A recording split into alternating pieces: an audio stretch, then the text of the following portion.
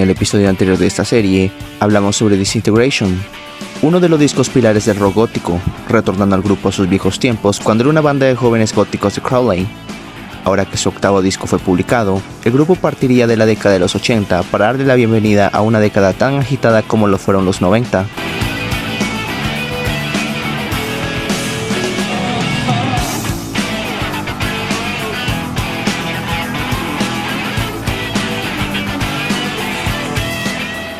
Los años 1989 y 1990 fueron quizás los años dorados de The Cure, dando conciertos alrededor del mundo y obteniendo un estatus similar al de bandas como Led Zeppelin, The Beatles o The Rolling Stones.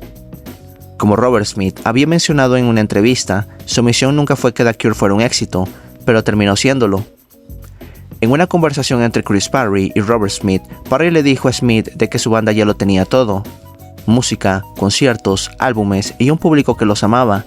Pero para 1990, Robert Smith sabía que The Cure necesitaba algo que los hiciera innovador de otras bandas de su momento. Durante finales de los 80 y principios de los 90, el baggy, un género musical proveniente del alternative dance de bandas como Big Audio Dynamite y New Order, empezó a tomar fuerza en Gran Bretaña, trayendo una enorme cantidad de bandas como The Stone Roses, The Happy Mondays o The Charlatans. También en aquella Gran Bretaña nació la música house y la cultura rave, donde el éxtasis y las discotecas era el día a día de los jóvenes ingleses despreocupados y viviendo su vida al ritmo de la música electrónica. Robert Smith abrazó la música de aquellas nuevas bandas que había surgido de aquellas discotecas de baile, teniendo el sueño de convertir su música en melodías de baile. Mixed Up de 1990 fue quizás la idea que Robert Smith tenía en mente sobre la música baggy y el house, convirtiendo sus melodías en versiones extendidas y siendo mezcladas por DJs de su momento con François Kevorkian. También dentro de Mixed Up nos podíamos encontrar la nueva versión de Close to Me, la cual fue mezclada por Paul Oakenfold. Desafortunadamente, aquel experimento probado por Robert Smith y los demás miembros de The Cure fue un completo fracaso, sin obtener los resultados esperados dentro de las listas.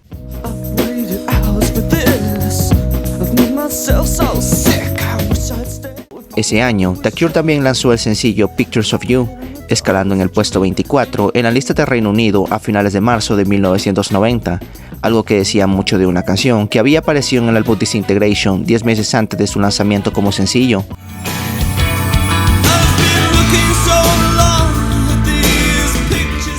Los pensamientos de Smith de querer separar a la banda regresaron, pero todo cambió cuando The Cure fue invitado por primera vez al festival de Glastonbury de aquel año. También las tensiones regresaron dentro de The Cure. Roger O'Donnell, quien había sido una pieza clave dentro de Disintegration, decidió dejar The Cure para continuar su carrera como solista. Según algunos medios, la razón de la salida de O'Donnell fue debido a su mala relación con el baterista Boris Williams, quienes no podían ni mirarse a los ojos durante los ensayos. Como The Cure se había quedado sin teclista, decidieron que ese puesto sería perfecto para Perry Beaumont. Beaumont, también conocido como Teddy por sus amigos, fue un fiel roadie de los conciertos de The Cure durante los años 80. Asistió a la misma escuela del futuro miembro de Depeche Mode, Martin L. Gore. Él era un gran admirador de héroes del glam como David Bowie y Mark Bolan, al igual que el guitarrista Jeff Beck. Tocó en una que otra banda poco conocida, pero su vida cambió cuando The Cure descubrió a Beaumont y lo convirtió en roadie para un concierto de 1984. Nunca había una posibilidad de unirme a The Cure, dijo Beaumont. Nunca hubo una preselección porque nadie tenía intención en irse. Durante el tiempo que Robert Smith estaba trabajando con The Cure en Kiss Me, Kiss Me, Kiss Me, la hermana de Robert, Janet Smith, le enseñó a Beaumont a tocar el teclado. La buena relación entre la hermana de Robert y Perry fue lo que llevó a Robert a reclutarlo de su banda. En realidad, casi siempre Smith contrataba a sus músicos, principalmente por ser amigos íntimos de los miembros de The Cure que por su excelencia musical. Algo similar había pasado a finales de los 70 cuando Robert fichó a Simon Gallup. Pudimos haber contratado a un profesional para tomar su lugar, pero ¿por qué no usar a alguien que ya se sabe todas las canciones? Los siguientes meses no solo tipificaron el año 1991, sino toda la década de los 90 para The Cure. Beaumont debutaría en un concierto en París que fue celebrado justamente en el Día Nacional de Francia. La actuación de The Cure como cabeza de cartel en Glastonbury, junto a 8 giras europeas, fue bien recibida, pero Smith consideraba que el evento estaba mal organizado. Después de terminar su gira por toda Europa, The Cure volvería a las sesiones con el productor Mark Saunders. Las sesiones fueron un completo desastre. Sin embargo, de todas las grabaciones, la única canción que sobrevivió y se convirtió en un single fue Never Enough. La nueva canción de The Cure fue bien recibida, alcanzando el puesto 3 en Reino Unido.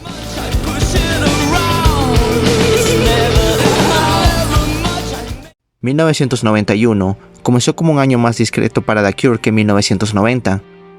Para ese año, el grupo, aunque su vocalista no se sentía a gusto en la ceremonia, fue nominado a los Brit Awards como mejor grupo británico, el cual terminó ganando. Por otra parte, Lord Torhust se había casado anteriormente con su novia Lydia, quien llevaba una relación de 7 años con ella. Además, Torhust formaría junto al antiguo roadie de The Cure y vocalista de Fool's Dance, Gary Beatles, Presence.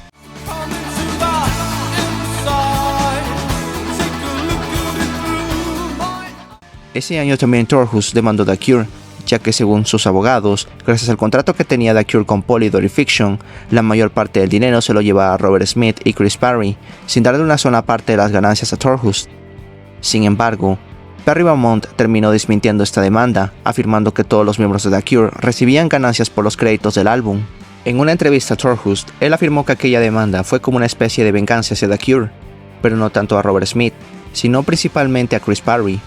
Al final, aquel juicio fue completamente inútil y Robert Smith, quien estaba en dicho juicio, decidió regresar a los estudios. Robert Smith, al igual que los miembros de The Cure, comenzaron a grabar su noveno álbum de estudio, Wish. Con su experiencia en armar el set para su concierto en Glastonbury, The Cure instaló su equipo de producción en Shifton Manor, una mansión la cual era propiedad del empresario Richard Branson de Virgin. Si la banda necesitaba un mal ambiente entre el estudio tras la demanda de Torhust en la corte, este era el lugar perfecto. Las sesiones de grabación que hicieron con el productor Dave Allen fueron extremadamente tranquilas. Por otra parte, Beaumont recuerda que las sesiones de Wish fueron como un maravilloso tiempo en un hermoso lugar. Además, la banda se volvió un tanto pirotécnica, teniendo una obsesión con lanzar juegos artificiales afuera de la mansión mientras grababan el álbum. Mientras Mixed Up había sido un fracaso por su intento de adentrarse a la música acid house que sonaba en Inglaterra durante los 90, The Cure se estaba adoptando hacia una formación más guitarrera. Beaumont había comenzado un papel más dirigido hacia los riffs, lo que supuso un triple asalto. En aquel tiempo se empezaba a desarrollar un género musical conocido como el shoegaze, que estaba teniendo el mismo impacto que el boogie durante los 80. Prácticamente el shoegaze consistía en fusionar el sonido sombrío del post-punk de bandas como la misma The Cure, Joy Division o Susie and the Banshees, con el rock alternativo de Sonic Youth, Dinosaur Jr., Pixies o incluso Husker Du. El protagonismo de la prensa en su momento lo acaparaban bandas del movimiento como My Bloody Valentine, Ride o Slowdive, todos ellos con un rock and roll cargado de efectos, sin humor y a veces sin melodía. Cuando le preguntaron sobre si el shoegaze tenía un impacto sobre Wish, Smith simplemente dijo esto: definitivamente creo que hubiera sido una grabación completamente diferente si hubiéramos tenido las mismas canciones, pero grabándolas en el mismo tiempo de Disintegration. Lo que está claro es que Wish fue el último suspiro del pico comercial de The Cure. El álbum estaría en el puesto 1 en Reino Unido y el número 2 en los Estados Unidos, vendiendo 1 millón de copias un mes después de su lanzamiento. Lanzado en el cumpleaños número 33 de Robert Smith, el álbum es más escueto que Kiss Me, Kiss Me, Kiss Me, teniendo 6 canciones menos que su disco de 1987. Además, carecía mucho del psicodrama de Disintegration. Con Roger O'Donnell fuera de la banda, The Cure se relajó con los imponentes paisajes sintetizados que habían dominado Disintegration. Los arreglos de Wish eran más magros, más guitarreros, incluso su atmósfera oscura predominaba como en sus álbumes anteriores. Smith estaba claramente en un estado muy literal con Wish, abriendo con Open y terminando con End. Open fue el desbordamiento característico de Smith de emociones encontradas y guitarras hoscas que él simplemente describía como si estuviera en una especie de fiesta. Pero es muy sencillo leer la canción como la reacción de Smith a los 5 años tormentosos de The Cure en el punto de mira, especialmente cuando él canta con desesperación sobre su presión hacia las relaciones públicas para complacer a quienes podrían beneficiar a su carrera, y sobre todo, a la venta de discos de la empresa cuando él podría estar en su cama descansando. Era prácticamente un asalto a los aduladores de los que se había rodeado desde que Standing on the Beach se convirtió en Supernova en 1986. También fue una gran apuesta por parte de Smith, atreverse a burlarse de las mismas personas que lo convirtieron en una estrella.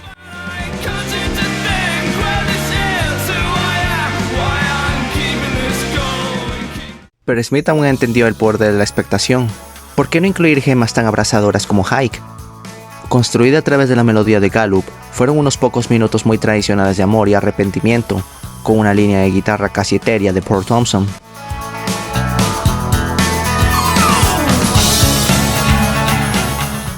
Wish fue un álbum engañoso. El regreso de las guitarras al núcleo del sonido de The Cure podría haber hecho algo más sencillo, un paisaje sonoro más directo, pero Smith incluso se estaba abriendo más líricamente. Poco probable Disintegration, él no tenía un denso sonido sónico en el que perderse en esta ocasión. Por supuesto que Wish no podía ser más sombrío.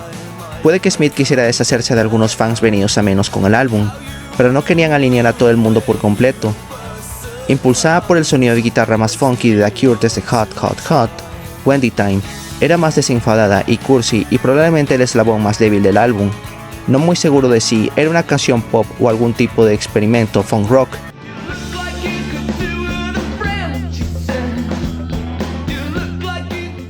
Doing the Unstuck, con su canto Let's Get Happy, fue lo más vibrante que Smith había sonado por años. Fue la primera canción que la banda había escrito mientras estaba en The Manor.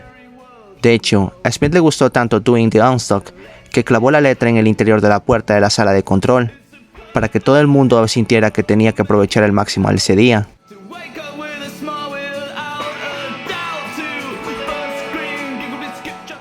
Pero Friday, I'm in Love superaría eso, incluso en pura exuberancia bondadosa. Con una guitarra acústica crujiente y un Robert Smith en modo Love Cat, Friday se convirtió en un hit asegurado, aunque un examen más detenido de la letra diera a entender que su autor estaba deprimido al menos 6 días a la semana, hasta que el viernes le sacó de su depresión.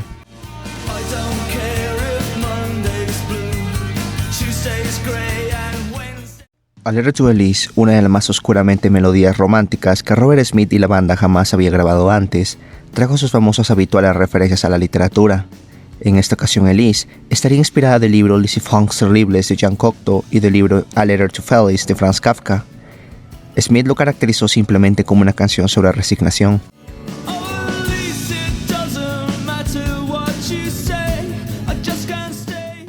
Cut y To Wish Impossible Things mantuvieron los malos tiempos.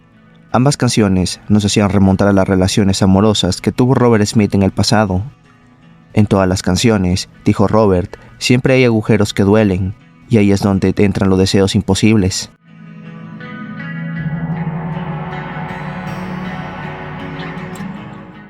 Smith llevó el tono solemne del álbum a un nuevo mínimo con End.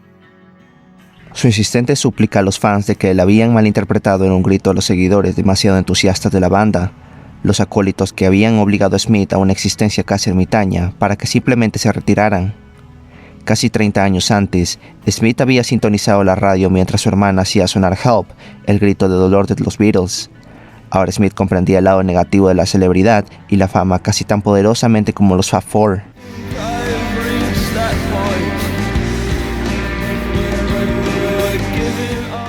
En 2004, durante otra conversación con Rolling Stone, Smith admitió que se sintió muy aislado durante la grabación de Wish. Había ciertos paralelismos con los oscuros días que pasó grabando voces para Disintegration, con el resto de la banda desaparecida. Era como si yo estuviera haciendo el disco solo y los demás se limitaran a tocar, dice sobre Wish. Algunos días era muy bueno y otros días era muy horrible. Tenía la sensación de que no estábamos haciendo nada diferente, solo un álbum. Supongo que eso es lo que estaba mal. Era casi como consolidar donde estábamos. Íbamos a volver a salir e íbamos a conseguir más fans y a tocar en sitios más grandes y de alguna manera perdí el entusiasmo. Había elementos líricos y en la forma en que cantaba que casi me pasaban desapercibidos. No era un voto de confianza, dado que Smith, Gallup, Williams, Thompson y Beaumont tenían por delante otra temporada de Trotamundos. El estrellato había proporcionado algunas comodidades importantes a Smith y a toda la banda, pero también significaba que sus vidas durante al menos 6 meses al año no les pertenecían realmente. No es de extrañar que Robert Smith escribiera canciones como Open con su prepotente sensación de atrapamiento o End, en la que simplemente pedía que cualquiera que estuviera demasiado cerca se fuera a la mierda.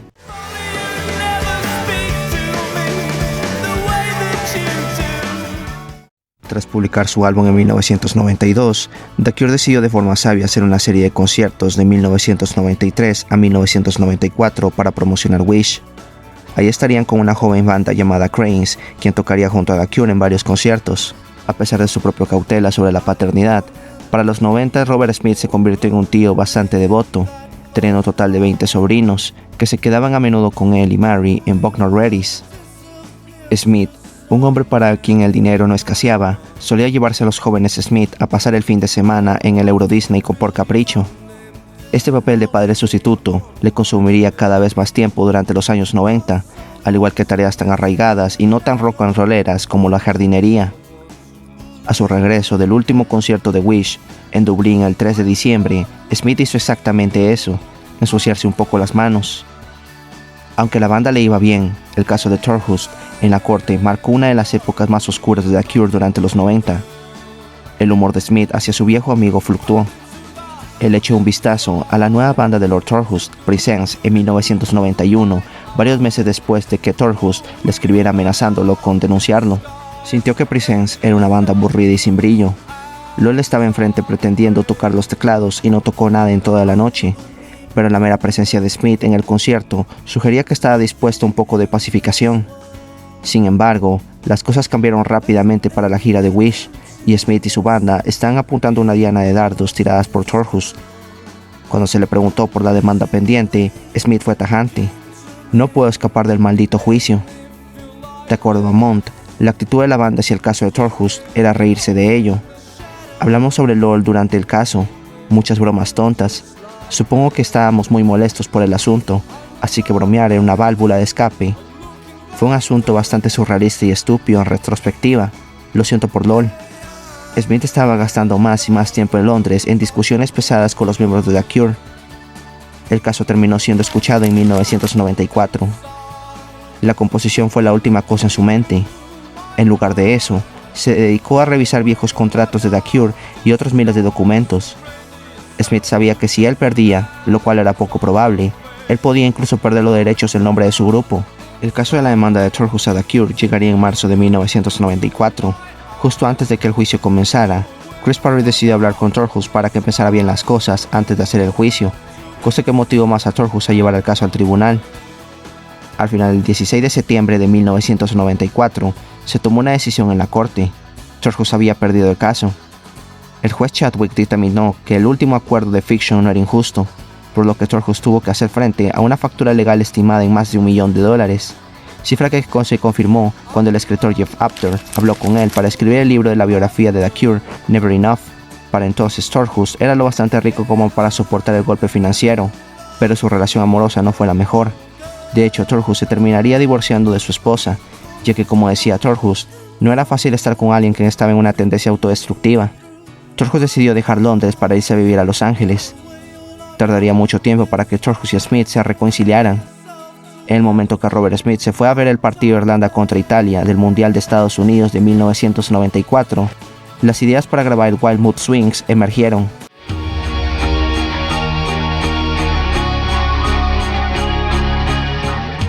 Para su 10º álbum de estudio, Robert Smith traería un nuevo productor, Steve Lyon, quien había trabajado con Depeche Mode durante sus primeros años. Sin embargo, el problema de Steve Lyon, al igual que Charlie, era que nunca fue un gran fan de The Cure. Sin embargo, a Robert Smith no le molestó que Lyon produjera su 10º álbum, ya que quería un enfoque nuevo y alguien que no se sintiera intimidado por su pasado. En cuanto a los miembros de The Cure, Paul Thompson se convertiría en padre de 4 hijos. Recibió una oferta que no podía rechazar, que era tocar un concierto junto a Jimmy Page y Robert Plant, que necesitaban un guitarrista para su concierto. Thompson, que era un serio devoto fan de Led Zeppelin, no dejaría pasar dicha oportunidad. Boris William, mientras tanto, dejaría The Cure para unirse a The Beagle, un grupo conformado por su novia Caroline Crowley. Lo que había empezado como un puesto temporal para el inestable Andy Anderson se había convertido en una residencia de casi una década para Williams en The Cure. También Simon Gallo faltó en The Cure durante 1994. A pesar de que el bajista había regresado para completar la gira de Wish, siguió en un mal estado debido a sus problemas con el alcohol.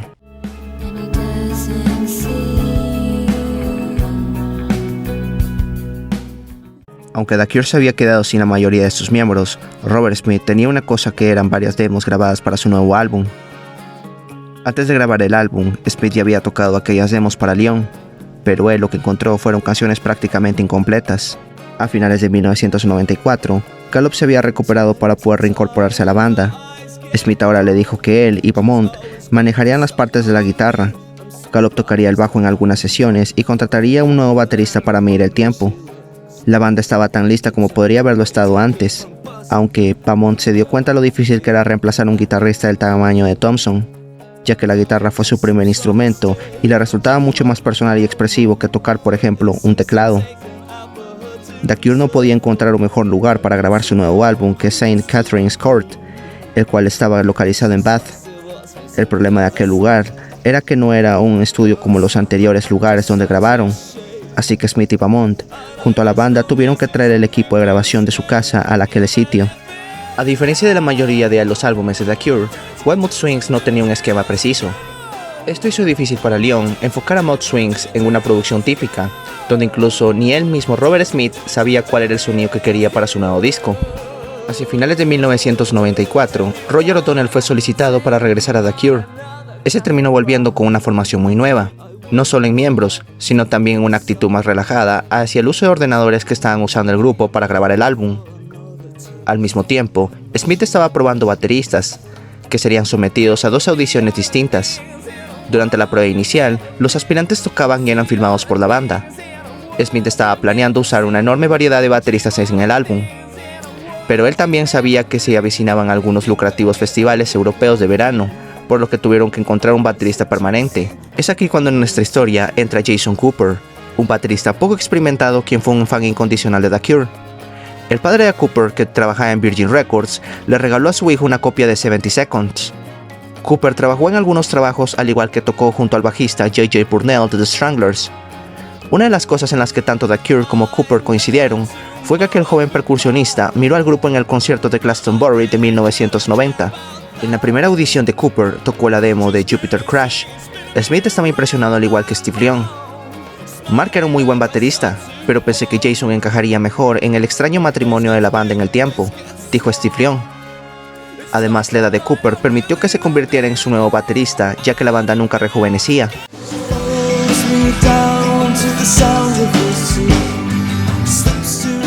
Las sesiones de Mood Swings fueron puestas en marcha en marzo de 1995.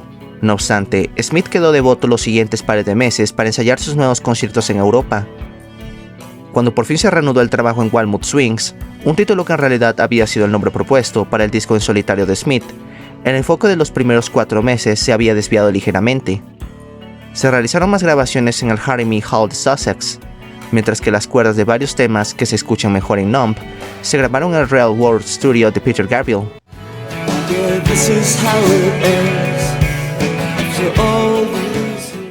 Smith le dijo a Leon que quería mezclar el álbum lejos del estudio, lo cual presentó una nueva serie de retos dentro de la producción. También dejaría el estudio para irse a una gira en Sudamérica en 1996 con The Black Crowes, The Smashing Pumpkins y Patient Plant. Las cosas no pudieron volverse peor cuando Chris Parry había llamado varias veces a Robert Smith para decirle que The Cure solo tenía 2 meses para terminar Wild Mood Swings. El problema era que The Cure no había mezclado ni una sola canción y Leon tuvo que ponerle excusas a Parry, ya que Robert en su momento estaba ocupado junto a la banda durante los conciertos. Según Leon, las prisas por terminar el álbum llevaron a la parte más decepcionante de su larga estancia con la banda. Él y Smith sabían que no tenían otra opción que subcontratar varios productores para que le ayudaran a mezclar las canciones, lo que no iba a ayudar en un álbum que ya era locamente ecléctico por naturaleza. Entre los productores que le ayudaron a mezclar el álbum lo más rápido posible se encontraba Mike Drake, quien grabó The 13th y Numb. También se contrató a Tim Palmer y Paul Corkett, quien trabajó en Mindcar y quien produciría el siguiente álbum de The Cure.